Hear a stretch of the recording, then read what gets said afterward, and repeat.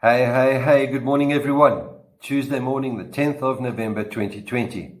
This morning's devotional is a reading from Psalm 32, reading verses 1 and 2, which read, Blessed is he whose transgressions are forgiven, whose sins are covered.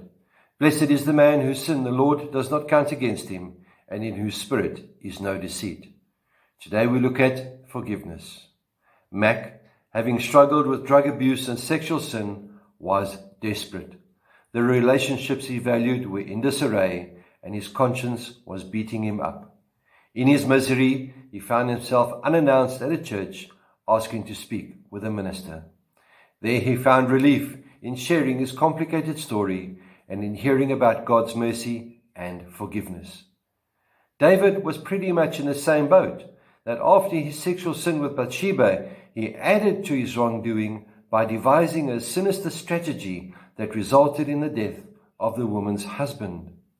While these ugly incidents were behind him, the effects of his actions remained. And in verses 3 and 4 of Psalm 32, we find the description of the deep struggles he experienced before he acknowledged the ugliness of his deeds. The gnawing effects of unconfessed sin were undeniable. But what brought relief? The relief began with confessing to God and accepting the forgiveness that he offers. What a great place for each and every one of us to start, at the mercy seat of God. When we say or do things that cause hurt or harm to ourselves or others, we are able to turn to the seat of mercy where God is seated. The guilt of our sin need not be permanent.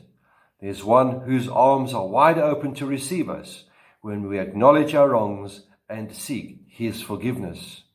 We can celebrate and rejoice in God's forgiveness and say, Blessed is the one whose transgressions are forgiven, whose sins are covered. My dear friends, a question for you. Where do you go, or to who do you turn when you find yourself burdened by something you've done or said? May we not turn to the world. May we rather turn and run to God, who sits there waiting for us to confess our sins and to receive his forgiveness.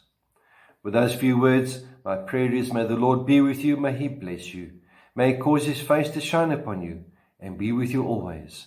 Goodbye.